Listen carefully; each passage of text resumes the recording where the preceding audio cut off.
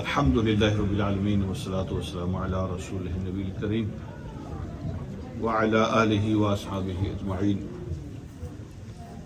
اما بعد فاعوذ باللہ من الشیطان الرجیم بسم اللہ الرحمن الرحیم وَيَسْتَعْجِلُونَكَ بِالْعَذَابِ وَلَوْلَا أَجَلٌ مُّسَمًّى لَجَاءَهُمُ الْعَذَابُ وَلَيَأْتِيَنَّهُمْ بَغْتَةً وَهُمْ لَا يَشْعُرُونَ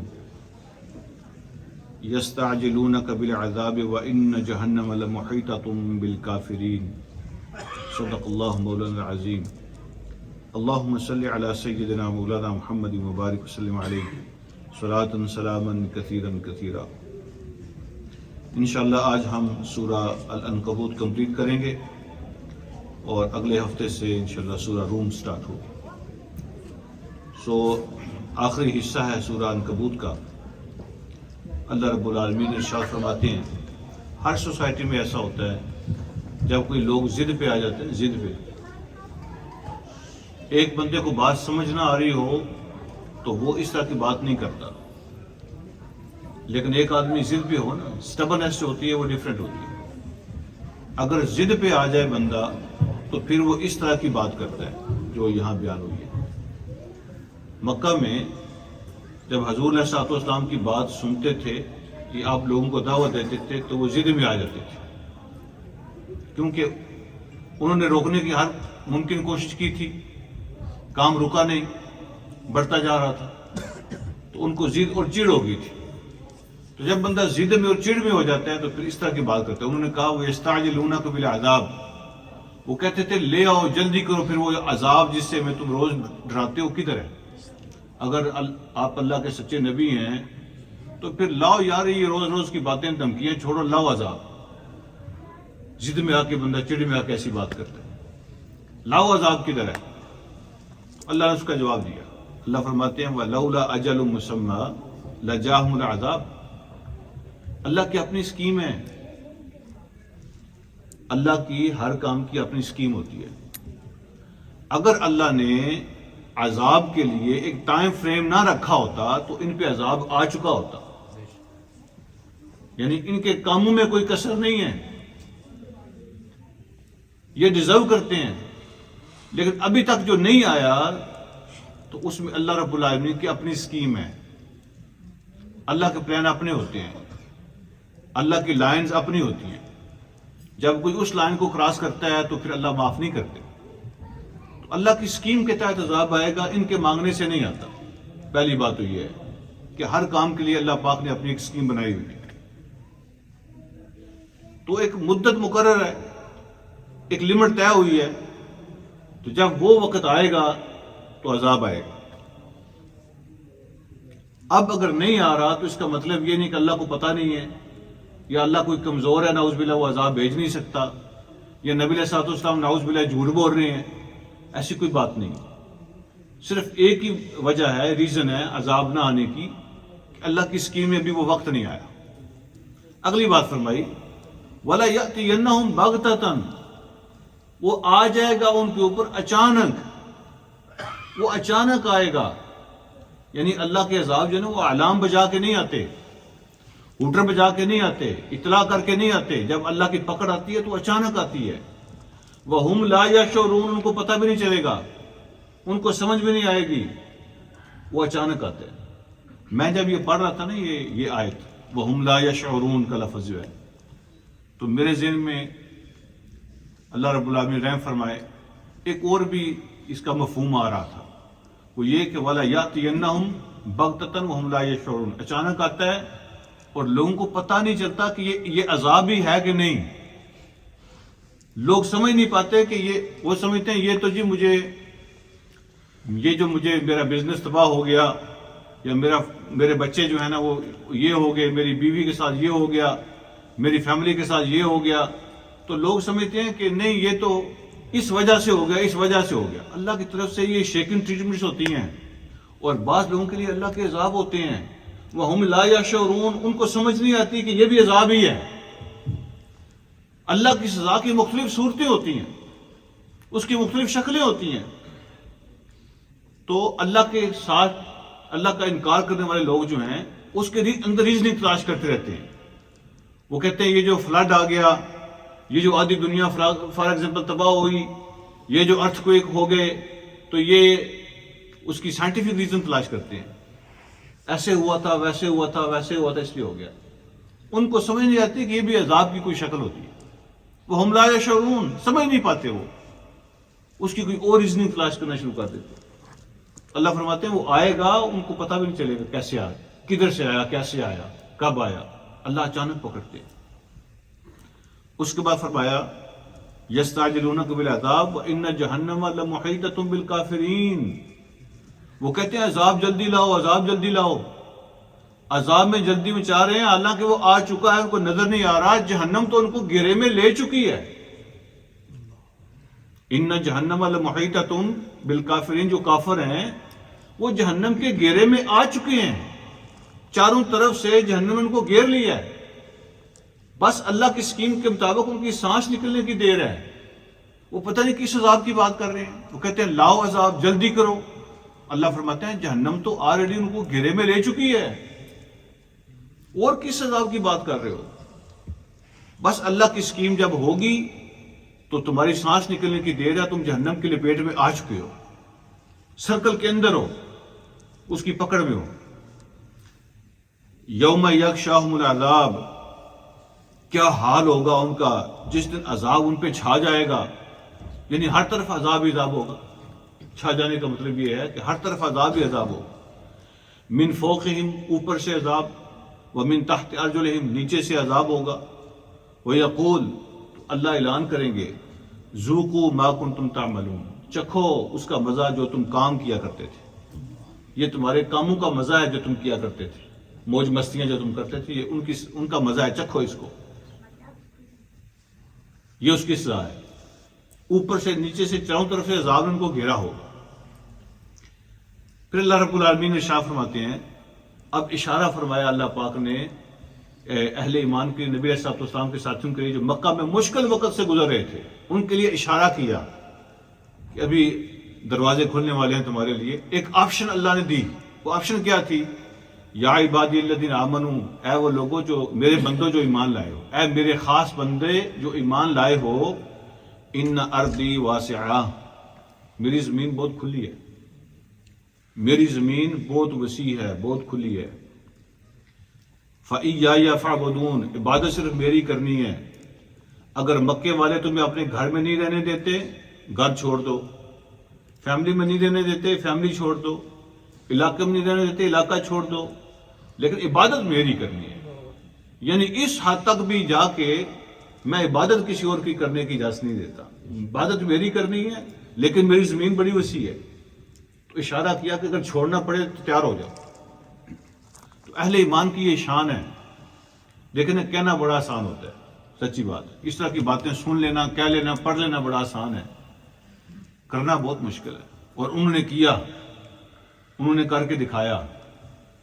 جو بندہ جہاں پیدا ہوتا ہے، جہاں اس کا باپ پیدا ہوتا ہے، جہاں اس کا دادا پیدا ہوتا ہے، جہاں اس کی فیملی رہتی ہے، جہاں اس کی ساری زندگی کی کمائی ہوتی ہے، وہ چھوڑنا اس گھر کو، اس علاقے کو، ان زمینوں کو، فیملی کو، خاندان کو آسان نہیں ہوتا۔ پڑھنا، کہنا، سننا ڈیفرنٹ ہے، لیکن کرنا ٹوٹلی ڈیفرنٹ ہے۔ انہوں نے پیچھے مڑ کے بھی نہیں دیکھا، جب نکلے ہیں تو مڑ کے بھی پیچھے نہیں دیکھا، اتنی بڑی قربانی دی ہے۔ اس لیے قیامت تک کوئی کتنا بھی نیک کیوں نہ ہو جائے، صحابہ کرام کو کراس نہیں کر سکتا۔ ایسا اللہ ان کو، ایسی ان کی قربانی ہے۔ اور پھر کوئی کتنی بھی قربانی دے لے، جو سابقون الاولون نے پہلے 10 سالوں کے جو ساتھی ہیں، بعد والے ان کو کراس نہیں کر سکتے، صحابہ میں سے بھی وہ ان کو کراس نہیں کر سکتے۔ اور پھر قیامت تک کے لیے پوری امت مل کے بھی جتنا کوئی پارسا ہو جائے، دیکھیں دروازہ تو کھلا ہوا تقوی کا، لیکن کوئی صحابہ کے درجے کو نہیں پہنچ سکتا۔ تو انہوں نے چھوڑا ہے سب کچھ۔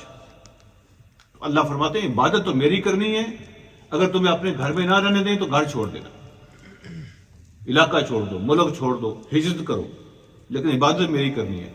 اب جو بندہ ہجرت کرتا ہے نا، اس کو 2 بڑے خطرے ہوتے ہیں، اللہ نے دونوں کو یہاں ذکر کیا۔ 2 بڑے خطرے ہو سکتے ہیں جو ہجرت کرتا ہے بندہ، مائیگریشن جو کرتا ہے۔ ایک یہ ہے کہ جان چلی جائے گی، کوئی پکڑ لے گا، مار دے گا،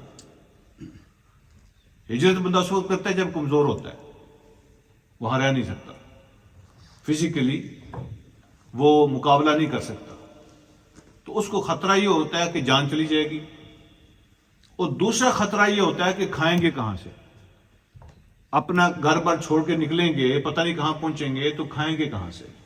یہ دو ہی بڑے خطرے ہوتے ہیں جب بندہ اللہ کے لیے سب کچھ چھوڑ کے نکلتا ہے۔ اللہ نے دونوں باتوں کا جواب دیا۔ پہلا جو تھا نا موت کا خطرہ، تو اللہ نے اس کا جواب دیا کل نفس ذائقۃ الموت، ہر جان نے موت کا ذائقہ چکھنا ہے، ہر جان موت کو چکھنے والی ہے۔ اپنے ماں اور باپ کے اپنے گھر میں بیٹھ جاؤ گے، وہاں بھی موت آئے گی۔ موت سے تو تم نے نہیں بچنا، وہ تو آنی آنی ہے، جب گھر میں بیٹھ کے بھی آنی ہے تو اللہ کی راہ میں کیوں نہیں؟ تو یہ اس کا جواب دیا کہ جس کو ڈر لگتا ہو اگر میں ہجرت کروں گا تو دشمن راستے میں پکڑ کے مار دیں گے، اللہ فرماتے ہیں وہ تو آنی ہے پھر بھی۔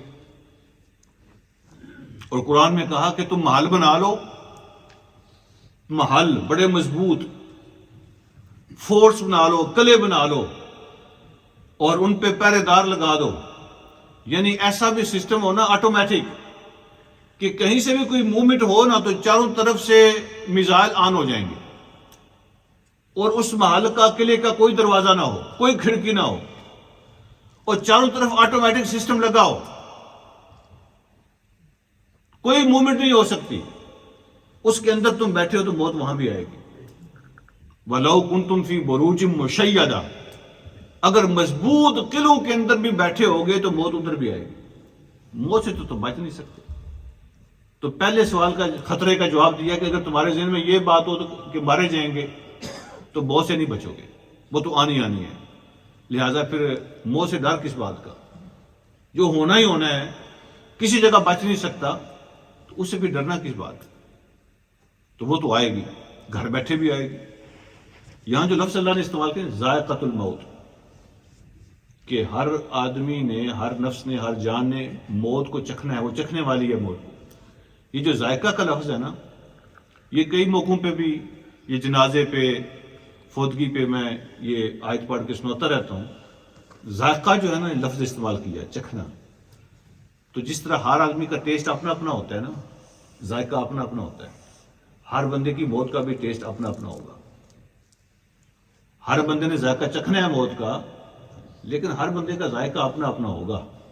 کسی کی موت بہت کڑوی ہوگی، کوڑی زہر ہوگی، اس کی موت بہت مشکل ہوگی، اس کا ٹیسٹ اپنا ہوگا، اور کسی کا ٹیسٹ بہت میٹھا ہوگا، بہت پیارا، پسند آنے والا، پتہ بھی نہیں چلے گا۔ تو ہر بندے کا ٹیسٹ، اس کی زندگی، اس کے عمل کے حساب سے اپنا اپنا ہوگا۔ موت ہر بندے نے چکھنی ہے، اور چکھنی اپنے عمل کے حساب سے، اس کا ٹیسٹ ہر بندے کا اپنا اپنا ہوگا۔ ثم الینا ترجعون، پھر تم سب میرے پاس واپس آؤ گے۔ آنا پھر بھی میرے پاس ہے، گھر بیٹھے رہو گے پھر بھی میرے پاس آنا ہے، میرے راستے میں نکلو گے پھر بھی میرے پاس آنا ہے، تو ڈرنا کس بات ہے؟ ثم الینا ترجعون، تم سارے میرے پاس واپس لوٹائے جاؤ گے۔ کوئی کہے نا میں نہیں جانا چاہتا، میں نہیں جاؤں گا اللہ کے پاس، وہ نہیں کہہ سکتا۔ اس لیے اللہ نے یہ نہیں کہا کہ تم آؤ گے، اللہ نے فرمایا تم لائے جاؤ گے۔ یہ تمہارے لیے آپشنل نہیں ہے، تمہاری چوائس نہیں ہوگی۔ ثم الینا ترجعون، پھر تم سب واپس لائے جاؤ گے۔ It's not your choice. You will be brought back to Allah subhanahu wa ta'ala. اور پھر فرمایا والذین آمنوا وعملوا الصالحات، جو لوگ ایمان لاتے ہیں اور نیک عمل کرتے ہیں، تو اللہ فرماتے ہیں یاد رکھو دوسرا جو خطرہ ہوتا ہے نا، یہ مرنے کے بعد پھر کیا ہوگا، تو اللہ فرماتے ہیں وہ میں تمہیں بتاتا ہوں کیا ہوگا تمہارا۔ جو لوگ ایمان لائے، نیک عمل کیے، لَنُبَوِّئَنَّهُم مِّنَ الْجَنَّةِ غُرَفًا، تو ہم جنت کے اندر ان کو اونچے محل عطا کریں گے۔ غرفان اس محل کو کہتے ہیں جو دور سے نظر آتا ہو، دور سے۔ کہیں آپ نے پہاڑی علاقے میں سفر کیا ہو نا، شام کا وقت ہو، رات ہو، تو دور وہ اوپر چوٹیوں پہ لائٹ نظر آتی ہے، کہتے ہیں یار یہاں کس نے، دور سے نظر آنے والا محل ہوگا اس کا، دنیا دیکھے گی اس کے محل کو، غرفان۔ ہم ان کو اللہ اونچے دور سے نظر آنے والے محل عطا کریں گے جنت کے اندر. اور پھر فرمایا تجری من تحت الانہار، اور ان محلوں کے نیچے سے نہریں بہتی ہوں گی خوبصورت. ٹھیک ہے جی. جو جس طرح سی سائڈ پہ مکان بنے ہوتے ہیں تو چھوٹی چھوٹی نہریں اس کے اندر ہوں گی اور اس کی خوبصورتی میں اضافہ کر رہی ہوں گی، باغوں کو پانی دے رہی ہوں گی. خالدین فیہا، اور کوئی وہاں سے نکالے گا نہیں ان کو. یہ نہیں کہے گا تمہارا ٹائم ختم ہو گیا، تمہاری بکنگ ختم ہو گئی ہے، ایسا نہیں ہوگا. خالدین فیہا، ہمیشہ ہمیشہ ان کے ہیں، فار ایور ان کے ہوں گے، کوئی نہیں نکالے گا، کوئی نہیں پوچھے گا. کرائے پہ ہونا بندہ تو کسی وقت بھی کوئی بندہ نکال دیتا ہے، 10 سال کے بعد بھی لوگ نکال دیتے ہیں. تو اپنا ہو نا، اس میں بھی خطرہ ہوتا ہے کہ پتہ نہیں کیا ہوگا. اللہ کہتا ہے جو میں دوں گا نا اس میں کوئی خطرہ نہیں ہوگا. خالدین فیہا. نعم اجر العاملین، کتنا اچھا بدلہ ہے نیک کام کرنے والوں کا. نعم اجر العاملین، جو اچھے کام کرنے والے ان کا کتنا اچھا بدلہ ہے اللہ نے تیار کیا ہوا. الذین صبروا علی ربہم یتوکلون، یہ کون ہے نیک کام کرنے والے؟ فرمایا جو صبر کرنے والے ہیں، صبر کرتے ہیں اور اپنے رب پہ بھروسہ کرتے ہیں. توکل اپنے رب پر اور صحیح راستے پہ ڈٹ جاتے ہیں. صبر کا معنی ہوتا ہے ڈٹ جانا، اسٹیڈ فاسٹنس. ٹھیک ہے، جو اللہ نے راستہ سمجھا دیا بس اس پہ قائم ہو گیا. اور اپنے رب پہ بھروسہ، توکل اپنے رب کی ذات پہ، نہ اپنی طاقت پر نہ اپنے ریسورسز پر، اللہ کی ذات پہ بھروسہ کرنا ہے. اور باقی رہا بات معاملہ رزق کا کہ کھائیں گے کہاں سے؟ اگر ہجرت کروں گا، گھر پر چھوڑ کے چلا جاؤں گا تو کھاؤں گا کہاں سے؟ تو اللہ نے موت کا تو جواب دے دیا. اگر تمہیں ڈر ہو نا کہ نکلوں گا تو موت دشمن مار دیں گے، اس کا جواب تو دے دیا. اب دوسرا سوال رہے گا رزق والا. اللہ فرماتے ہیں وَكَأَيٍّ مِّن دَابَّةٍ، کتنے جاندار ایسے ہیں، کتنے جاندار ایسے ہیں لا تحمل رزقها، وہ اپنا رزق اپنے ساتھ اٹھاتے نہیں ہیں. جتنے بھی جاندار ہیں، پرندے ہیں، جانور ہیں، وہ ان کے بینک بیلنس نہیں ہوتے، ان کے اکاؤنٹ نہیں ہوتے، ان کے گھر میں سٹور نہیں بنے ہوتے، وہ اپنے رزق اپنے ساتھ نہیں اٹھاتے. کیا ہوتا ہے؟ اللہ یرزقها وإیاکم، اللہ ان کو بھی رزق دیتا ہے اور تمہیں بھی دے گا. اللہ تمہیں بھی دے گا. پرندوں کا رزق کہاں ہوتا ہے؟ اللہ نے دنیا میں پھیلایا ہوتا ہے، پھینکا ہوتا ہے. وہ صبح اٹھتے ہیں، اللہ نے ان کے لیے قانون رکھا ہوا ہے، نکلو ڈھونڈو، وہ رکھا ہوا ہے تمہارے لیے. گھر سے اڑو، نکلو، ڈھونڈو. تو وہ اڑتے ہیں، نکلتے ہیں، ڈھونڈتے ہیں، ان کو مل جاتا ہے. واپس آتے ہیں تو پیٹ بھرا ہوتا ہے. جانوروں کا ثابت، جنگلی جانور بھی ایسے ہی ہوتے ہیں. اللہ کہتے ہیں نکلو، اپنا رزق ڈھونڈو، میں نے رکھ دیا ہے. وہ نکلتے ہیں، ڈھونڈ لیتے ہیں. انسانوں کے لیے بھی رزق کا قانون یہی ہے. اللہ کہتے ہیں میں نے رکھ دیا تمہارا رزق، آپ اٹھو، ایفرٹ کرو، لے آؤ. ٹھیک ہے. جو نہیں کچھ ایفرٹ کر سکتا تو اس کو بھی رزق اللہ دیتا ہے. کتنی مثالیں ایسی موجود ہیں کہ پتھر آپ توڑتے ہیں، چٹان، اس کے اندر کوئی سوراخ نہیں ہوتا، اس کی کوئی ونڈو نہیں ہوتی. راکھ کو توڑتے ہیں نا، اس کے مڈل میں کوئی کیڑا نکل آتا ہے، وہ زندہ ہوتا ہے. اللہ اس کو وہاں بھی زندہ رکھتا ہے. تو یہ جو تمہیں خطرہ ہے نا کہ نکلیں گے تو رزق کہاں سے ملے گا، اللہ فرماتے ہیں یہ جو پرندے اور جانور ہیں، یہ ان کے رزق ان کے اکاؤنٹ میں نہیں ہوتا. اللہ ان کو رزق دیتا ہے اور تمہیں بھی دے گا. وہ انتظام اللہ کرے گا، تم نکلو گے تو انتظام ہو جائے گا. پھر اللہ فرماتے ہیں وَهُوَ السَّمِيعُ الْعَلِيمُ، وہ سب سنتا ہے، سب جانتا ہے، سب سنتا ہے، سب جانتا ہے. جو اس کے لیے نکلتا ہے اللہ اس کے لیے بندوبست کرتے ہیں. وَلَئِنْ سَأَلْتَهُمْ مَنْ خَلَقَ السَّمَاوَاتِ وَالْأَرْضَ وَسَخَّرَ الشَّمْسَ وَالْقَمَرَ لَيَقُولُنَّ اللَّهُ فَأَنَّىٰ يُؤْفَكُونَ. ان سے پوچھیں اگر آپ ان سے سوال کریں کہ آسمانوں کو کس نے پیدا کیا، زمین کو کس نے پیدا کیا، تو وہ کہیں گے اللہ نے پیدا کیا. یعنی مکہ کے مشرک بھی اللہ کے انکاری نہیں تھے، وہ اللہ کو بڑا خالق اور مالک مانتے تھے. وہ کہتے تھے اصل کائنات کو پیدا کرنے والا اللہ ہی ہے، آسمان و زمینوں کا بنانے والا اللہ ہی ہے. وہ اللہ کو مانتے تھے لیکن اکیلا نہیں مانتے تھے، بڑا مانتے تھے، سب سے بڑا وہی ہے. لیکن اکیلا نہیں مانتے تھے، وہ کہتے تھے کہ ساتھ اس نے اور بھی رکھے ہوئے ہیں، یہ راضی ہو جائیں تو وہ خود ہی راضی ہو جاتا ہے۔ یہ افسر اس نے رکھے ہوئے ہیں دنیا میں، چھوٹے چھوٹے خدا، اور باقی کام ان کے اندر تقسیم کیے ہوئے ہیں۔ اللہ کو اللہ مانتے تھے مشرک بھی مکہ کے، لیکن اکیلا نہیں مانتے تھے۔ تو اللہ فرماتے ہیں ان سے جب پوچھیں آپ کہ آسمان و زمینوں کو کس نے پیدا کیا، تو وہ کہیں گے اللہ نے پیدا کیا۔ فَأَنَّا يُؤْفَكُونَ، پھر سمجھ نہیں آتی ان کی مت کیسے ماری جا رہی ہے، ان کی عقل کو کیا ہو گیا ہے، کیوں ان کی مت ماری گئی ہے۔ اللہ کو مانتے ہیں، پتہ ہے آسمان و زمینوں کو اس نے پیدا کیا ہے، لیکن پھر اس کی بات نہیں مانتے۔ مالک اسی کو مانتے ہیں، بات نہیں مانتے، اور دوسروں کے ساتھ شریک کرتے ہیں۔ اللہ یبسط الرزق لمن یشاء من عبادہ ویقدر لہ، اللہ اپنے بندوں میں رزق کو تقسیم کرتا ہے، کسی کو زیادہ دیتا ہے، کسی کو کم دیتا ہے، یہ اللہ کی تقسیم ہے، یہ اللہ رب العالمین کا سسٹم ہے، یہ اللہ کی اسکیم ہے۔ اگر سارے ملینئر ہو جائیں نا، اگر سارے بل گیٹس ہو جائیں تو بل گیٹس کے لیے کوئی کام کرے گا؟ کوئی اس کی فیکٹری میں فرم میں کام کرے گا؟ نہیں کرے گا۔ اگر سارے ایک لیول کے ہو جائیں تو آپ کے جوتے کون بنائے گا؟ آپ کے کپڑے کون بنائے گا؟ آپ کے گھر میں صفائی کون کرے گا؟ آپ کے کپڑے کون دھوئے گا؟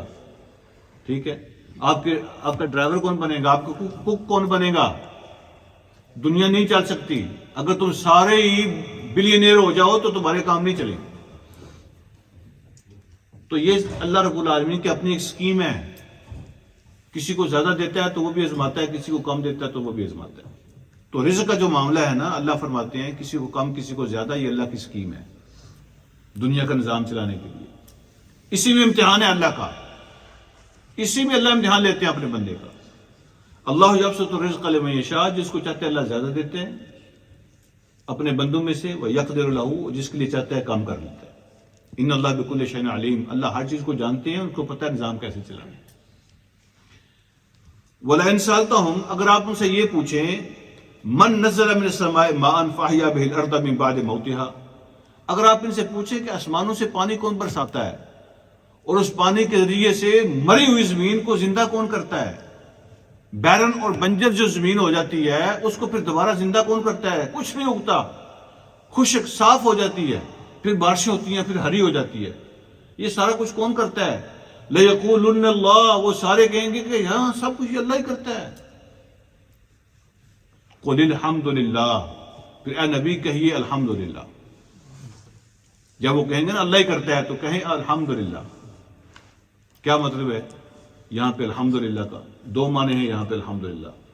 جب آپ ان سے پوچھیں نا کہ پانی کون برساتا ہے، یہ فصلیں کون اگاتا ہے، مرنے کے بعد زمین کو زندہ کون کرتا ہے، وہ کہیں گے اللہ ہی کرتا ہے، تو آپ کہنا الحمدللہ۔ اس کے دو مطلب ہیں۔ ایک مطلب تو یہ ہے کہ اگر سب کچھ اللہ ہی کرتا ہے تو پھر حمد بھی اللہ کی ہونی چاہیے نا، پھر حمد اس کی کیوں نہیں کرتے ہو، پھر پریز اس کی کیوں نہیں کرتے ہو، تعریف اس کی کیوں نہیں کرتے ہو، سجدے جا کے بتوں کو کرتے ہو اور کہتے ہو پیدا اللہ کرتا ہے۔ یہ کیسی عجیب کنٹرڈکشن ہے؟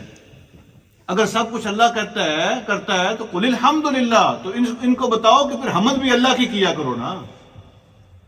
اور دوسرا اس کا مطلب یہ ہے کہ جب وہ خود اقرار کریں گے کہ سب کچھ اللہ ہی کرتا ہے تو کہنا الحمدللہ، یہ سب کچھ تم مانتے ہو کہ اللہ ہی سب سے بڑا ہے، اس پہ اللہ کا شکریہ ادا، الحمدللہ کہو۔ بل اکثرهم لا یعقلون، اصل بات یہ ہے کہ ان میں سے اکثر ایسے ہیں جن کی عقل ماری گئی ہے۔ کتنی کلیئر بات ہے، کتنی اوپن بات ہے، انڈرسٹینڈیبل ہے، لیکن اتنے بڑے بڑے سیانے لوگ جو ہیں ان کو یہ بات سمجھ نہیں آتی، ان کی عقل ماری جاتی ہے۔ پھر اللہ نے زندگی بتائی، زندگی کیا ہوتی ہے۔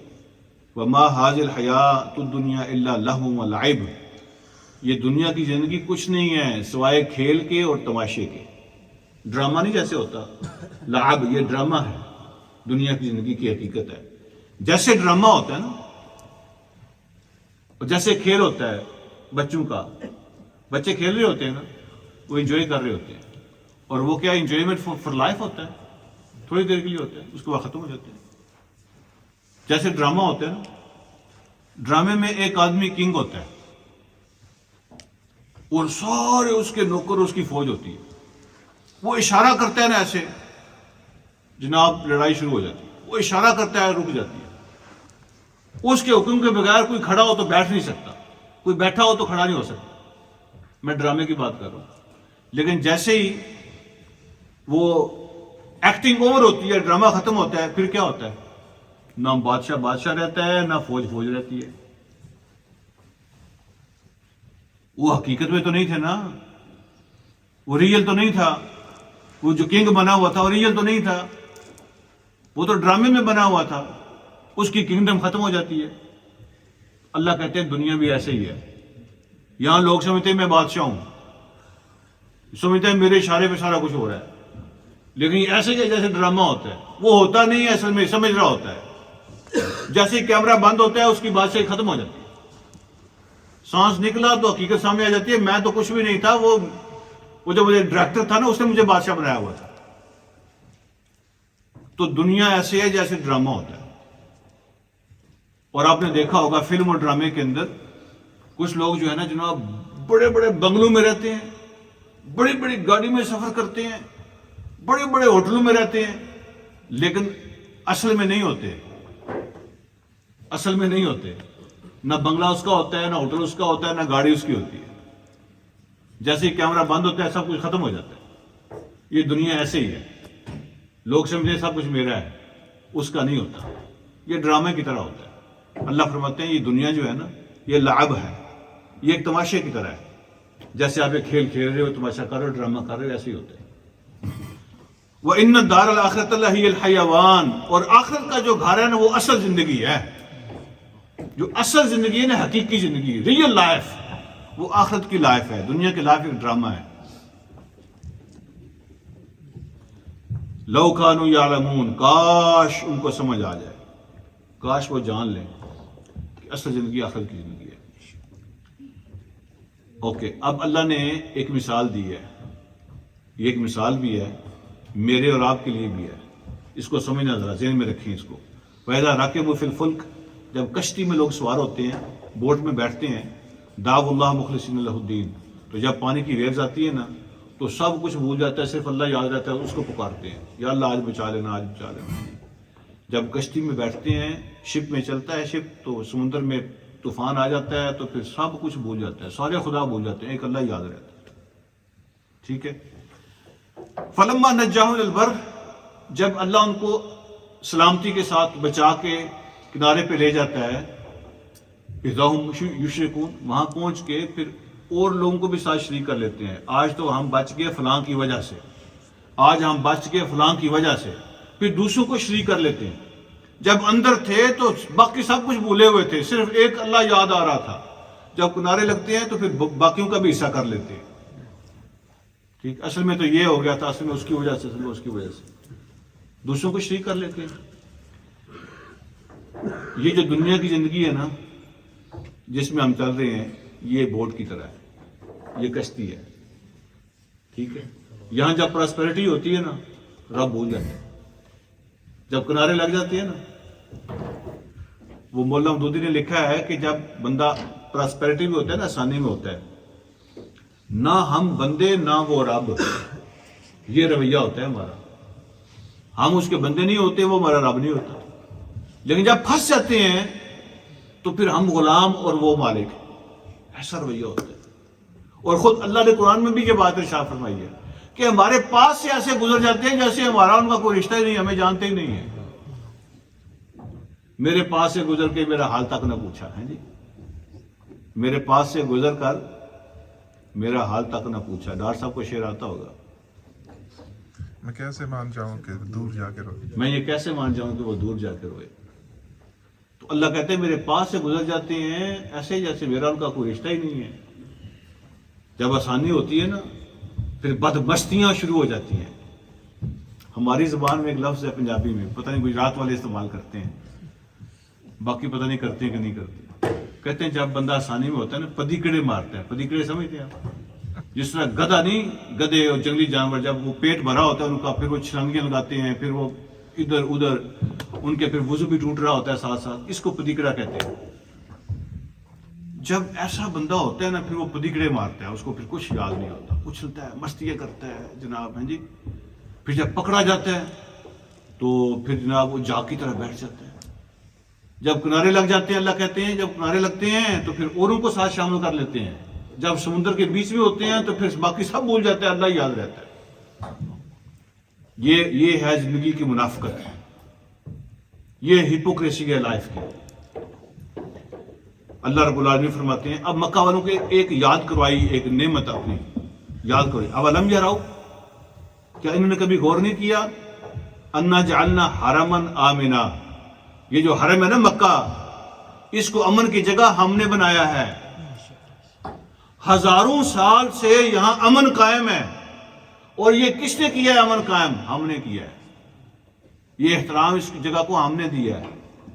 اور پھر فرمایا وَيُتَخَطَّفُ النَّاسُ مِنْ حَوْلِهِمْ، چاروں طرف خون خرابہ ہوتا ہے، جنگیں چل رہی ہیں، ڈاکے پڑ رہے ہیں، قافلے لوٹے جا رہے ہیں، کوئی امن میں نہیں ہوتا. جنگلوں میں جب لوگ سفر کرتے تھے لوٹ لیے جاتے تھے. کوئی قبیلہ اپنے پاس سے نہیں گزرنے دیتا تھا کسی کو، لوگ روک کے لوٹ لیتے تھے. جنگیں چل رہی ہیں، لیکن باپ کا قاتل بھی حرم میں آ جاتا تھا تو اس کو ہاتھ نہیں لگاتے تھے، کہتے یہاں نہیں کر سکتے، یہاں نہیں کسی کو نقصان پہنچا سکتے. تو اللہ فرماتے ہیں ان کو مکے والوں کو یاد نہیں ہے کہ اس گھر کو امن کا گھر ہم نے بنایا ہے، اور چاروں طرف لوگوں کو اٹھایا جا رہا ہے، قتل و غارت ہو رہی ہے، قافلے لوٹے جا رہے ہیں، ان کو کوئی نہیں پوچھتا. یہاں کچھ نہیں ہوتا ایسا. یہ نعمت کس نے دی ہے تمہیں؟ یہ امن ہم نے قائم کیا ہے. پھر اللہ فرماتے ہیں افبالباطل یؤمنون وبنعمت اللہ یکفرون، باطل کی تو مانتے ہیں اور اللہ کی نعمتوں کی ناشکری کرتے ہیں. جو جھوٹی سوچیں، جھوٹے خیال بنائے ہوئے ہیں اس کو تو فالو کرتے ہیں. جو اللہ نے نعمتیں دی ہوئی ہیں ان کی ناشکری کرتے ہیں، ان کا انکار کرتے ہیں. وَمَنْ أَظْلَمُ، آخری بات یہ ہے وَمَنْ أَظْلَمُ مِمَّنِ افْتَرَى عَلَى اللَّهِ كَذِبًا أَوْ كَذَّبَ بِالْحَقِّ لَمَّا جَاءَهُ، اس سے بڑا ظالم کون ہو سکتا ہے جو اللہ کا نام لے کے جھوٹ بولے. یہ اشارہ فرمایا نبی علیہ السلام کی طرف. اگر تم یہ سمجھتے ہو کہ میرا نبی غلط بات کر رہا ہے، نعوذ باللہ جھوٹ بول رہا ہے، وہ کہتا ہے میں نبی ہوں، نبی ہے نہیں، اگر وہ بھی جھوٹ بولے، جھوٹا دعویٰ کرے، تو اس کے لیے فرمایا کہ اس سے بڑا ظالم کون ہوگا جو اللہ کا نام لے کے جھوٹ بولے. لیکن ساتھ ہی فرمایا او کذب بالحق لما جاءہ، اس سے بڑا ظالم کون ہوگا جب حق اس کے پاس آئے لیکن وہ انکار کر دے. اگر وہ غلط کہیں گے تو میں ان کو بھی نہیں چھوڑوں گا، اگر تم غلط انکار کر رہے ہو میں تم کو بھی نہیں چھوڑوں گا.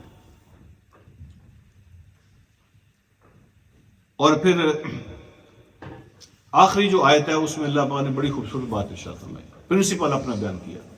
والذین جاہدوا فینا لنہدینہم سبلنا، جو لوگ ہمارے لیے مجاہدہ کرتے ہیں، ہمارے لیے جہاد کرتے ہیں، ہمارے راستے میں جہاد کرتے ہیں، ہم ان کے لیے راستے کھول دیتے ہیں.